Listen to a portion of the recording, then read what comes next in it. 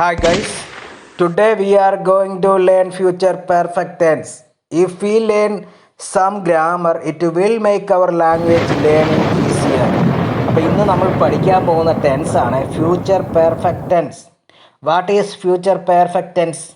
The future perfect tense is used to describe an action that will have been completed at some point in the future. ഭാവിയിൽ ഏതെങ്കിലും ഒരു ഘട്ടത്തിൽ പൂർത്തിയാകുന്ന ഒരു പ്രവർത്തനത്തെ വിവരിക്കാൻ ഉപയോഗിക്കുന്നു. അതിന് തികവുറ്റ ഒരു സമയമുണ്ടായിരിക്കും. ഭാവിയിൽ ഏതെങ്കിലും ഒരു ഘട്ടത്തിൽ പൂർത്തിയാകുന്ന ഒരു പ്രവർത്തനത്തെ വിവരിക്കാൻ നമ്മൾ ഉപയോഗിക്കുന്നു. അതിന് തികവുറ്റൊരു സമയവും ഉണ്ടായിരിക്കും. അതുപോലെ തന്നെ ഭാവിയിൽ ഒരു പ്രവൃത്തി ചെയ്യുന്നു. ഒരു നിശ്ചിത സമയത്ത് അപ്പോൾ തന്നെയോ അതിനു മുമ്പോ വേറൊരു പ്രവൃത്തി പൂർത്തിയാകുന്നു. അതിന് നമ്മൾ ഉപയോഗിക്കുന്നത് ഫ്യൂച്ചർ പെർഫെക്റ്റ് ടെൻസ് ആണ്. An action is performed in the future and another action is completed at a certain time before it. അപ്പോൾ ഈ ടെൻസിൽ will and have to auxiliary വെർബാണ് യൂസ് ചെയ്യുന്നത്. Followed by the past participle of the main verb ആണ് use ചെയ്യുന്നത്. Main verb past participle verb form ആയിരിക്കും. They will have reached the station by 8 in the morning. They will have reached the station by 8 in the morning. രാവിലെ 8 മണിയോടെ അവർ സ്റ്റേഷനിൽ എത്തും. Also, as you know, the past participle form of the verb can be formed by adding ed to the end of the verb. Past participle form of the verb കൂടുതലും edയിൽ ആയിരിക്കാം. This is not always the case. Future perfect ടെൻസിലെ time frame important ആണ്. ഈ time ഫ്രെയിമിൽ ഉപയോഗിക്കുന്ന വെർബിനെ വിശേഷിപ്പിക്കാൻ വേണ്ടിയാണ്. സാധാരണ യൂസ് ചെയ്യുന്ന ടൈം ഫ്രെയിമാണ് before, by the time, by when, after, by then, until, by the end of, till, by the years. Before മുമ്പേ, ബൈ ദി ടൈം ആ സമയത്ത്, ബൈ വഴി, വെൻ അപ്പോൾ എപ്പോൾ, ആഫ്റ്റർ ശേഷം, ബൈ ദെൻ അപ്പോഴേക്കും, അൻറ്റിൽ വരെ, ബൈ ദി എൻഡ് ഓഫ് അവസാനത്തോടെ, ടിൽ വരെ, ബൈ ദി ഇയേഴ്സ് വർഷങ്ങളായി. അപ്പോൾ ഇതാണ് സാധാരണ വെർബ് ഫോമായിട്ട് യൂസ് ചെയ്യുന്നത്. ഒരു പോയിൻ്റ് ഓഫ് ടൈമിൽ നിന്നും ഒരു പോയിൻ്റ് ഓഫ് ടൈമിലേക്കുള്ള ഇടയിൽ വെച്ചാണ് ഈ ആക്ഷൻ നടക്കുന്നത്. Action of event that will be over before certain time in the future. ഭാവിയിൽ ഒരു നിശ്ചിത സമയത്തിന് മുമ്പ് അവസാനിക്കുന്ന പ്രവൃത്തി അല്ലെങ്കിൽ ഒരു ഇവൻറ്റിന് മുമ്പേ അവസാനിക്കുന്നു, ആ സമയത്തോ അവസാനിക്കുന്ന സംഭവമായിരിക്കാം. അപ്പോൾ ഈ സെൻറ്റൻസിൽ ഉപയോഗിക്കുന്ന സെൻറ്റൻസ് സ്ട്രക്ചറിലാണ് subject plus will have plus past participle form then future point time. Subject plus will have plus B3 main verb then future point time ആണ് ഉപയോഗിക്കുന്നത്. I will have done the work. ഞാൻ ജോലി ചെയ്തിരിക്കും. He will have finished the work. അവൻ ജോലി തീർത്തിരിക്കും. She will have complete the work. അവൾ പണി പൂർത്തിയാക്കിയിരിക്കും. ഇങ്ങനെയാണ് ഇതിൻ്റെ പ്രയോഗം വരുന്നത്. I will have done the work before 9 o'clock. ഞാൻ 9 മണിക്ക് മുമ്പ് ജോലി ചെയ്ത് തീർത്തിരിക്കും. ഇവിടെ വന്നിരിക്കുന്ന സബ്ജക്റ്റ് ഐ ആണ്. അതിനുശേഷം വിൽ ഹാവ് എന്ന പ്രയോഗമാണ്. മെയിനായിട്ടും നമ്മൾ ഉപയോഗിക്കുന്നത് വിൽ ഹാവ് ആണ്. ദി മെയിൻ വെർബ് ഡൺ, ഇവിടെ ഉപയോഗിച്ചിരിക്കുന്ന ഡൺ ആണ്. B3 ഫോമാണ്. Do, did, done.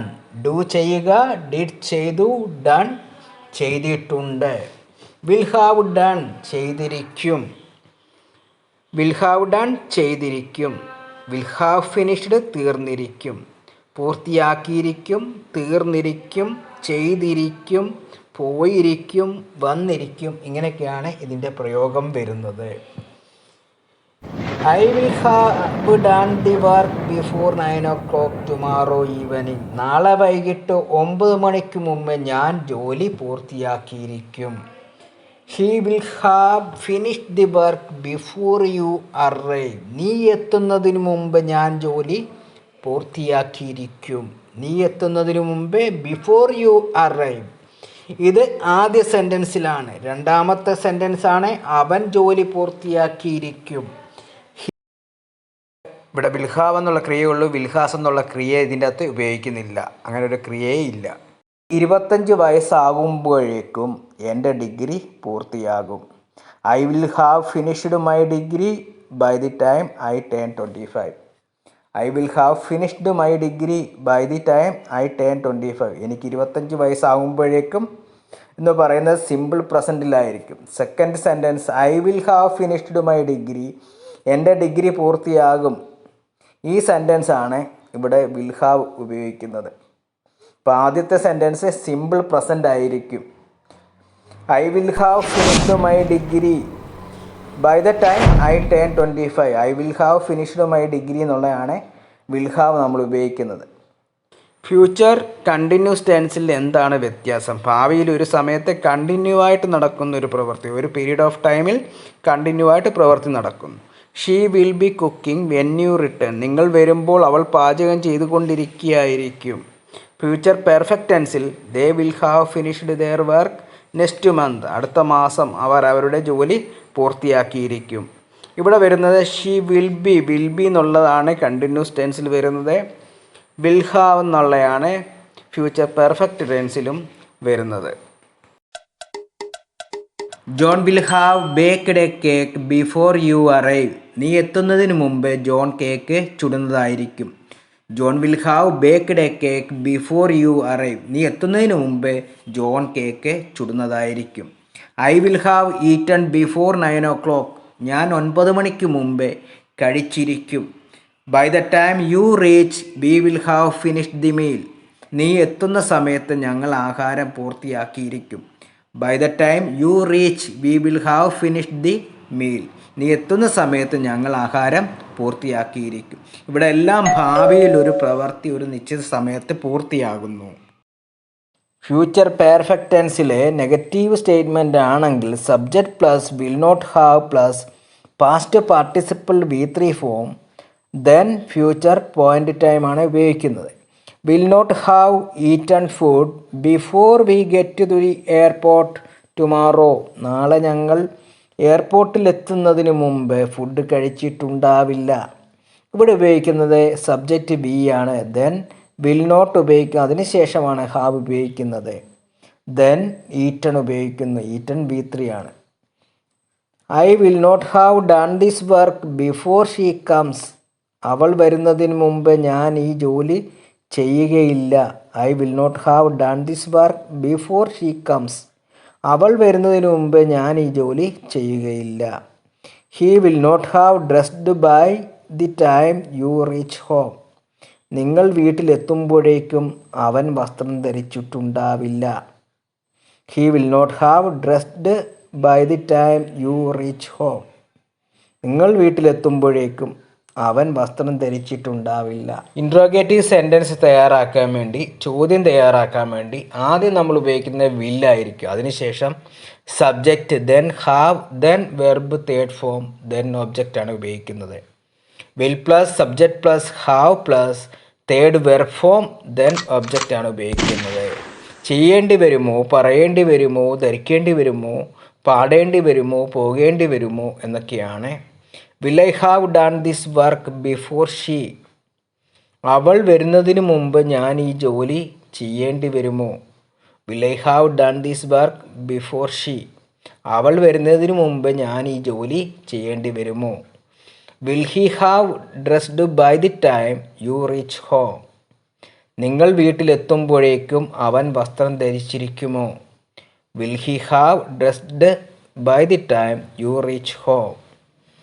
Will she have watched the movie by the time I get there. ഞാൻ എത്തുമ്പോഴേക്കും അവൾ സിനിമ കണ്ടിട്ടുണ്ടാകുമോ. അപ്പോൾ ഇൻട്രോഗേറ്റീവ് നെഗറ്റീവ് സെൻറ്റൻസ് ഉണ്ടാക്കാൻ വേണ്ടി വില്ലിൻ്റെ കൂടെ നോട്ട് ചേർത്താൽ മതി. വിൽ നോട്ട്, വോണ്ട് എന്ന് നമ്മൾ പറയും. Won't plus subject plus have plus V3 verb then object use ചെയ്താൽ മതി. Won't I have done this work before she comes. Won't I have done this work before she comes. അവൾ വരുന്നതിനു മുമ്പേ ഈ ജോലി ഞാൻ ചെയ്യേണ്ടി വരില്ലേ? അവൾ വരുന്നതിനു മുമ്പ് ഞാൻ ഈ ജോലി ചെയ്യേണ്ടി വരില്ലേ? Won't he have dressed by the time you reach home? Won't he have dressed by the time you reach home? നിങ്ങൾ വീട്ടിലെത്തുമ്പോഴേക്കും അവൻ വസ്ത്രം ധരിച്ചിരിക്കുകയില്ലേ? നിങ്ങൾ വീട്ടിലെത്തുമ്പോഴേക്കും അവൻ വസ്ത്രം ധരിച്ചിരിക്കുകയില്ലേ? അപ്പോൾ വീഡിയോ ഇഷ്ടപ്പെട്ടെങ്കിൽ ചാനൽ സബ്സ്ക്രൈബ് ചെയ്യുക, മറ്റുള്ളവരിലേക്ക് ഷെയർ ചെയ്യുക, വീണ്ടും വീണ്ടും വീഡിയോ കാണുക. അപ്പോൾ അടുത്ത വീഡിയോയുമായിട്ട് ഞാൻ വരുന്നതാണ്.